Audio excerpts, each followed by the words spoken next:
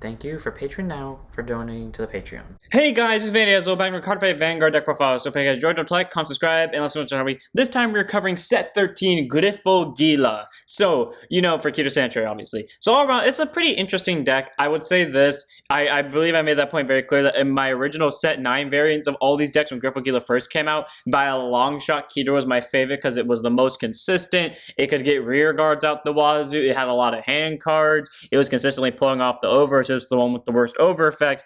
And then, because it was obviously my favorite, it was the first one I tested Vartex with. Well, Vartex ruined the deck, in my opinion, because I feel like it's just not a coincidence that the second I shoved in Vartex, the entire deck just stopped functioning entirely. Like, everything that could go wrong did. And then I changed it a little bit, and now it works good, and it still works well, like on the level that it was before. It just, I missed the other one because I like the other one a lot more. But let's go and get the start shot and see what we got.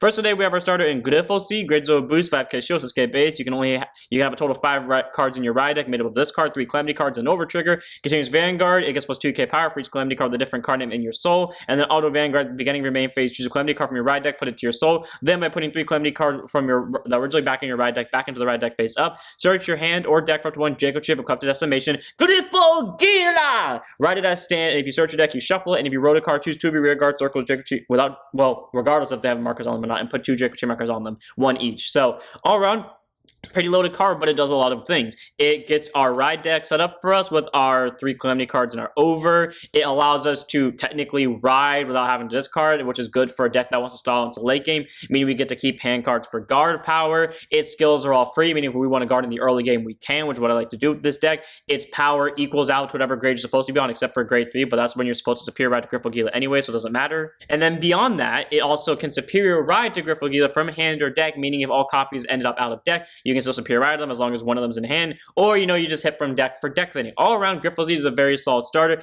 It does job well, and I like it a lot. So one of in the ride deck, and obviously that follows with our 3 Calamity cards: Looming Demise, Minutious Metamorphosis, and the Start of the End. You can use their alternate arts from, I believe, set 8 if you wanted to, but I prefer to use these ones because they came out with Griphogila. They all shared the same skill, even though they're all different grades, grade 1, 2, and 3 respectively. All of them share the skill: play it by counterblasting 1 in order to choose up to 1 Calamity deck from your deck, reveal it, put it in your hand, and shuffle your deck. So it's not a horrible skill because it is deck thinning, and I remember that I remember when this came out, me and my friend had the argument, or not an argument, but like a conversation about Yu-Gi-Oh! Like, I forgot what it was, but like, what's like the point of the plus thing when if you, or like, yeah, what's +1 if it's like you draw 2 cards, because like one of the pluses is replacing one of the cards that is drawn. Okay, point, you get the point. And like, my thought process was like, is it going to get to the point in Vanguard where are we just going to play a Counterblast 1 just to search an order just because it's deck thinning? And thankfully we didn't. But yeah, if you want to run these in the main deck because it's deck thinning, go ahead. But I wouldn't suggest it. And then we have our Over Trigger in True Arbitrator Dragon of 100 Swords Dodo Vassal.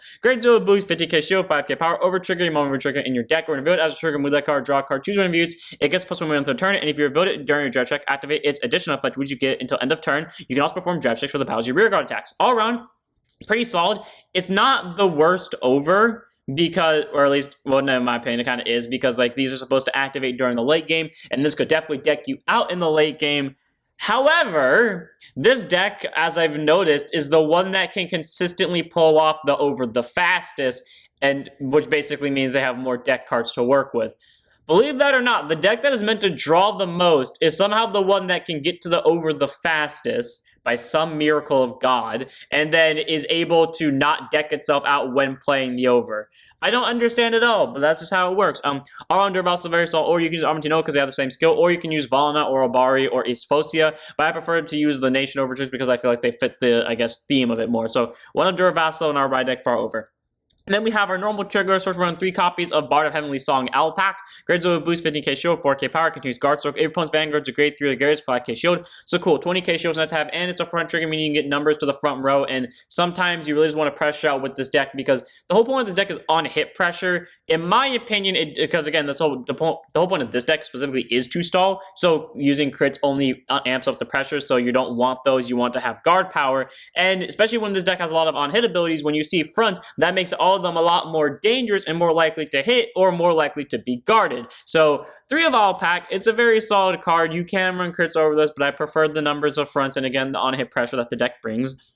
And we have a total of 8 draws for Excelling Knight Efred, grade 0 boost, 5k shield, 5k base. This can be any draw trigger. I just choose to run this draw trigger because I like her, because she has a bow and she's a knight, and those are two of my favorite things. Also, she has red hair, which apparently I have a thing for redheads. I've been told this, and I like now seeing more of it as I play. And then we have our 4 copies of Protection Magic Proby, grade 0 boost, 5k shield, 4k base, continuous guard circle. If your opponent's vanguards are grade 3 or greater, it gets plus 5k shield, which is nice to have as well. So, you know, a 10k shield is nice to have, and it also increases the hand with draw triggers. So around a total of 8 draws, helps increase hand, and the fronts are here also for the defensive power, but again, a little bit of offensive power with the on-hit ability. So yeah, nice to have. Then we have our 4 heals Encircling Sorceress, grade 0 boost, 15k shield, 5k power. I love this card because she, like a lot of my other heal triggers, shows up pretty much whenever I want her to or when I need her to. Like, this is one of the decks that I will consistently 6 damage heal at. Not because I need to, but because I will willingly go to 6 damage and I will just happen to pull her heal. Oh, look at that, it's there. How did I know without deck stacking? Oh, maybe because she always shows up when I need her. Either way, though, being able to heal off of pretty much anything is pretty great. And then also, I hate her because when my friend uses this, she does the exact same fucking thing. There have been so many games where I'll think I have won, and then the heal comes down, and I'm sitting there like, why do you do this against me? I thought we were on the same side. Either way, though, 4 Circling Sorceress, very solid heal. If you want to use the effectives, go ahead, but I prefer the constant 15k shield over the fluctuating 10 to 25, but I mean, that's just me. And then we move on to our non-trigger units. First, we run 3 copies of this card, which I would say you could like run in every single Griphogila deck, but I only run into this one because, as I said in the Dragon Empire one, I like my Griphogila decks to feel original from each other. So that's why this card, which I truly believe is a good card, is only in this version of the deck. And that is Fire Beacon of Erosion. Grade 0 Blitz order, play of your vanguards a Hydra Gum. Choose one of your rear guards without any Dracochi markers on it. Put a Dracochi marker on that circle, and then choose one of yours being attacked. It gets plus 10k for the battle. And then if your vanguards are Griphogila, it gets 20k instead of 10. So obviously you're supposed to play this while you're on Griphosea, get an extra marker because Griphosea can stack its markers on top of other markers, as one of the few cards that can do so. You then use Griphosea's ability when you ride to at least place one of your new markers on top of that circle. Therefore, when you play Solkada, the other grade 1 that can make markers, we can end up putting those on different circles and still have more markers overall. So Fire Beacon's a very solid order. It does its job well. It has a really cool art. I still remember the thumbnail that I made it for because I jokingly said, oh shit, it's a forest fire. And I laughed uncontrollably for some arbitrary reason. But yeah, it has good defensive numbers. It makes markers for free. What's like about it? Easy 3-up. Then we have 2 copies of our first grade 1, and that is Tier Square Sorceress. Grade 1 boost, 5k shields, 8k base. Auto issues rolled up by Pentaclume Sorceress. You can counterboss 1 to draw a card. An ability is never going to go off in this deck because A, most of the time your Vanguard's either going to be Griphogila Vartex, Griphogila Regular, or this thing, and it's physically impossible to ride that. So, I mean, there's that. But then also, auto rear guard once per turn when your draft trick was a trigger unit by counterbossing 1, choose an opponent's front or rear guard and put it to bottom deck. This deck is the weirdest I've seen in it, how it manages Counterblast. It plays how I played when I couldn't use when I can only use Counterblast back in Area when my keyboard wasn't working, or when Area wasn't responding to my keyboard, to be more exact. And that was just, you know, pay every counterblast you can and then pray that the triggers end up like countercharging it, or like pray that some effect that countercharges it happens when it needs to, and whoop-de-doo, it does. Like, I can use all of my CB in one go and then it miraculously gets fixed by the next time I need to do that again. I don't understand how and why it works like that. It just does. 2 of Tier Square, though, its ability to bot deck from or rear guards is nice because that means I don't have to swing into them. I can force more pressure on the Vanguard with my own hit abilities, and it can get rid of a rear guard just by me seeing a trigger. All around, very solid grade 1 to have. Easy 2 copies. You don't want to see too many of them, but you don't want to see too little of them either. Then we have 4 copies of our Dracochi marker maker. That is Dracochi Wretch Solda Sawcab. Grade 1 boost, 5k shield, 8k base. Auto and placed on rearguard circle by counterblasting 1. You can choose one of your rearguard circle and Dracochi markers on it, put Dracochi marker on it. So, cool. It's just like Fire Beacon, where it has to be a unit without a marker on it. But unlike Fire Beacon, you can play Fire Beacon before you get to Griphogila, and then you can use Griphosea to put double markers on the circle that Fire Beacon was used on. But either way, though, being able to make markers is nice to have. And then auto back or rearguard circle, any back or rearguard circle. Once per turn, when your rear guard is placed in the front row of the same column as unit, counterblast want to draw a card. I feel like they were specific about this because I feel like what they thought was going to happen is people were going to place it in back center and then find some way to keep it unkillable, and then they just would keep riding and then they would get that free draw. But since it has to be specifically a rear guard in the front row as the same column as it, that means you can't like call something on top of it or like call this thing to the front row and then move something behind it. No, you have to move this thing to the back row and then call the thing to the front row to get the CB1 draw card. Very specific, but I mean, it is a hand card, and it does help, but typically, if you have free CB, you're going to most likely use it on tier square, but if you have the free CB for the draw, go for it. But either way, very solid grade 1. 4 of makes markers, gets draws, it's a good card. Then we have Paladinium Zeo Dragon, grade 1 boost, 0 Sosis K base, can change Sentinel. You may have to force cells in the deck and also put in Guard Circle. Choose one of mutes, it cannot be hit in the battle, and if your hand is 2 or more cards, choose a card from your hand, discard it. Cool, standard PG. Another special about it, basically that means if this and only one card is in your hand, you place it on Guard Circle, you don't have discard, which is great, because that means you can be as aggressive as you want in the early game, which in this case is pretty much ride Griphogila, call a bunch of these things down, call a bunch of these things down along with grade 2s, rush pressure, and then when your opponent counterattacks, you throw it on a PG, you don't have discard when you're great, because you only have one other hand card, so you get to keep more guarding power, which is nice though with this deck, especially because this deck ends up increasing hand cards a lot. You're pretty much not going to use that effect until you get to like the final turn where you're about to over trigger your opponent to death. But hey, if you do get to use this skill early on because maybe your opponent rushed you hard at the beginning of the game, you can just on Paladinium Zeo Dragon to counter it. Also, one more note before we get on to our grade 2s. This is my favorite Dracochi Wretch by a long shot. I don't know why I like him, I just like him so much. Anyways, very solid PG. You can run Adamant Dragon over this if you want to because they have the exact same skill, but I prefer Paladinium Zeo Dragon because it came out closer to the time of Griphogila's release. Now, on to our grade 2s. We're on 4 copies of Turnaround Magic Tanaluar. Tananur. I keep forgetting to change her, like, English name to the, sorry, her Japanese one to the English one. Anyways, grade 2 and 5k shield, 10k base. Auto rearguard. At the end of the battle, this unit attacked while boosted. If your damage has 3 or more face down cards in it, put it to soul counter charge 1. Yeah, this is one of our 2 counter charges. It's soul charging, which is great. I mean, nothing in this deck soul blast, but if it did, she pretty much fixes that on her own. And she gets to counter charge, you know, spend all your CB you want on tier square or Solda because you can just counter charge. Believe it or not, too, the weird thing is these 2 are literally the only 2 cards in the deck that actually cost CB. If you somehow go an entire game without seeing either of these 2, you will never spend an entire CB the entire game. Just keep that in mind. Either way, the Tana Rune, very solid grade 2, gets a soul, gets a CB, all for the simple cost of being boosted. When you combine it with this boy who can get you a draw, or this one that can bot deck rear guards, it's pretty nice to have. 4 of. Speaking of bot decking rear guards, we have the card that made this deck the way it is. Knight of Demolition Mardu. For those of you that don't know, here's a quick story time. Here's how this deck came into being, the set 9 version. It was literally, outside of the order, the Chiron Boss 1 Draw 2 order, to call stuff, the one that came out with Genesis. Outside of that card, it was just filled with a bunch of cards I've never used before, or rarely used before, because I didn't like them. Specifically, Mardu. And then I put Mardu in, I was like, you know what, bot decking things, maybe that's going to be good for stalling. And then this deck became as good as it was. So we can all thank Mardu for this deck existing. Anyways, grade 2 to set 5k shield, 10k base, auto rear guard. When its attack hits a vanguard, choose one of your opponent's rear guards and put it to bottom deck. Cool. So we have on hit pressure, we send something to bottom, regardless if it's in back row or front row. And then we have bot deck something by seeing a trigger. Cool. That's why I tend to put these 2 in the same column as each other, because that's just a middle finger and you kill 2 birds with 1 stone, or in this case, send 2 rear guards to bottom with 1 stone. All around, Mardu's a very solid grade 2. He does his job well, and either they guard this or they don't. They're losing something out of this, or you can just swing him into a rear guard. Sadly, his on-hit ability won't work on those, but you still get rid of a rear guard, so that's will. For Mardu, very solid grade 2.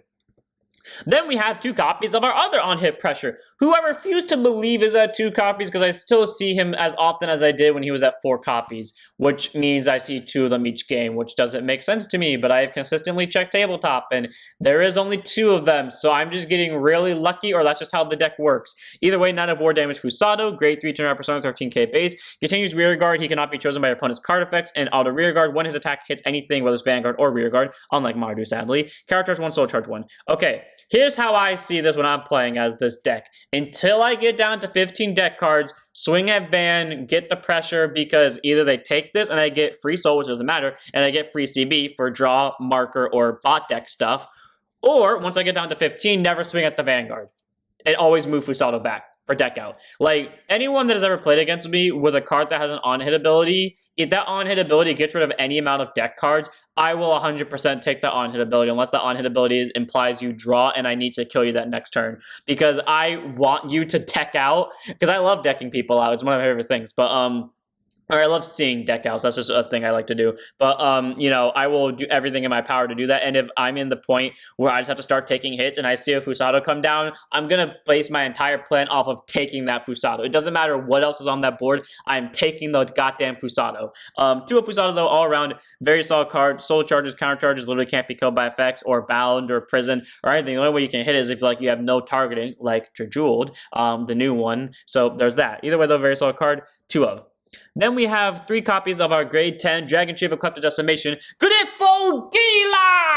Grade 10, Twin Drive, Persona at 13k base, continues Vanguard. During your turn, it gets a 5k power for each Dragon marker on your rearguard circle. Then if you have 3 or more, it gets +1 critical as well. So combine that with Fire Beacon, even if they're on the same circles. It's still 28k double crit, which is nice to have. And then Auto Vanguard, once per turn, when this unit attacks into a Vanguard, choose a face-up Calamity card from your ride deck, remove it from the game. And if you did not remove a card, choose an over trigger from your ride deck, reveal it, activate all its trigger effects and additional effects, remove it, and stand all the rear guards on your rear guard circles with Dragon markers on them. So cool. Board restand. Extra crit pressure, 28k swing, very easy to pull off in this deck, and it can consistently remove Calamity cards by attacking the Vanguard, and they might take the first double critical, but after that one, they're definitely going to have a hard time taking stuff, especially when you have Maldu staring them down with bot deck pressure, Fusal staring them down with resource pressure, and this thing being on their board with, I don't know, rear guard removal pressure. I don't know how they're going to deal with that one, but they're just going to have to find a way to do that. Either way, though, Griphogila all-around is a very solid grade 3. I know, like, why people thought Griphogila was too slow, but in my opinion, I felt like he was, like, well-paced. Like, it wasn't too slow, it wasn't too fast, it just felt like it was well done, and you had like the build up to the big over trigger moment. But I mean, it is what, especially in this deck where if you do run the nation over trigger, you do run the risk of decking yourself out. So take that as you will. But hey, it's nice numbers. It's got the double crit pressure, it's got the power, and it's got the consistent remove something from order zone, and then board restand with drive check. So there is that. So 3 of Griphogila. It's just a nice card to have.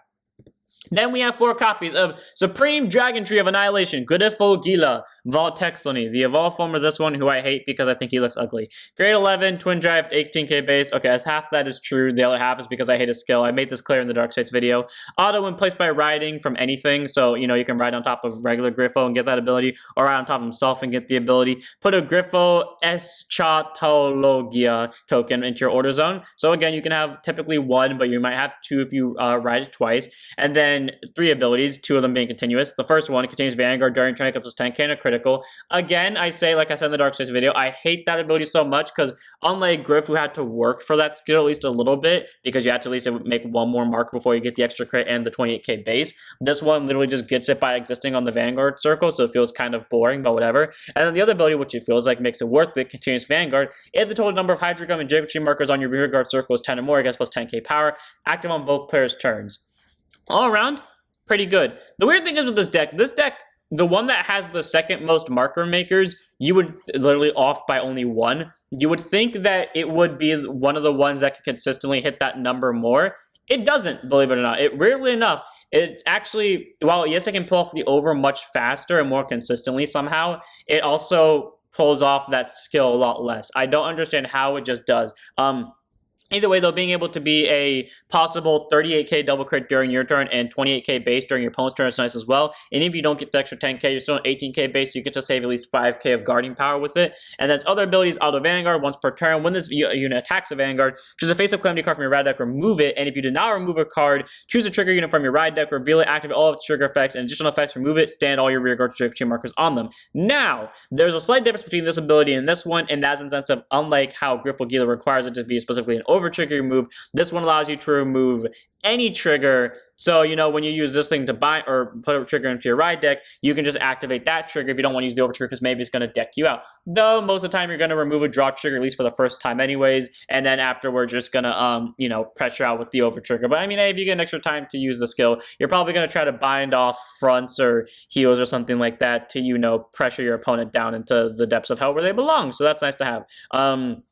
So yeah, all around, very solid card. Like, I do still feel like his number skills are just more like a win more thing, and they could have just taken these abilities and just put this and then use this card's abilities and put them over them. But I mean, it is what it is. It's still a solid card though. So it's there for pressure, and it does do a decent job at defending itself. Then finally, we have our last card in the deck, and that is Griffo Eschatologia token. So, grade 11, set order. This represents a Griffo token and cannot be put into the deck. Auto order zone. At the beginning of your main phase, you may search your deck for 1 trigger unit, put it to the right deck face up, and shuffle the deck. And if you put a card, choose a Hydro Gun from your drop zone, and you may call it to rear guard.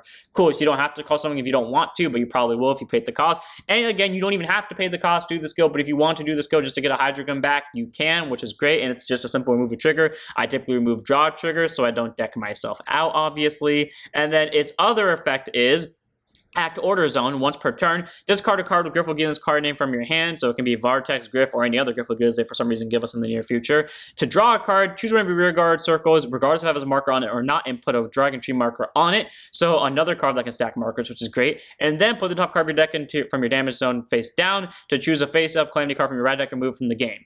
So, if you wanted to, maybe because it triggers Tunar, or maybe because you just want to make it faster for yourself, take a damage face down and get rid of a Calamity card, meaning you speed up Griphogila's whole thing a turn faster, which is great. And the upside is you don't have to use that part of the skill if you don't want to. It's just a discard of Griphogila to get the draw and the marker, and after you do all that, you can choose if you want to take the damage or not for the free Calamity card. Either way, though, the Griffo token is a very solid order. Again, I feel like both these abilities should have just been replaced with these two, because it feels like this card doesn't need those, and it just feels like the entire importance of the deck relies on this card. But hey, it's a good art card, and it just has a really good skill nonetheless. So typically you're going to have one of these, but if you manage to ride a second Vartex, you could use two of them, and because it's a hard once per turn on per copy, that means, you could just use both of them once per turn and possibly get rid of two in one go. But I'd be damned if you found a way to superior ride this bastard, because it does count by superior riding as well. Then we have our 5 Dragon Tree markers. You might need 8 or 10 with this one. During your turn, if you have Vanguard Dragon Tree or Max Kessen's card name, all your units on their circles get plus 5 get power. So, you add extra numbers to your rear guard, which is nice to have, and a little bit of pressure. When you stack markers on them, they're a total of plus 10, so that's nice to have. So, like I said, 5 to 8 markers is typically what you need. And that's it for the deck. I hope you guys enjoyed. All around, this deck is fun to play. The original set 8 variant or set 9 variant was still my favorite variant of all of them, and then the first variant with Vartex felt really weird, but now this one feels like it still can do its job well, and it somehow pulls the over a lot faster. I don't know, it feels faster pulling the over. I don't know why. It is still relatively defensive. So it has on-hit pressure that can get resources. It can get resources via this thing too. It has on-hit pressure that can bot stack stuff. It can bot stack stuff with this stuff too. It makes markers very easily, and it gets draws. Pretty much everything has a duplicate of itself that activates its ability again, just in a different way, so that's nice to have. So I'm this one here. I hope you guys enjoy. Don't forget to like, comment, subscribe, join us, follow Twitch, and I'll see you all in the next one. Don't forget to stand up your Vanguards.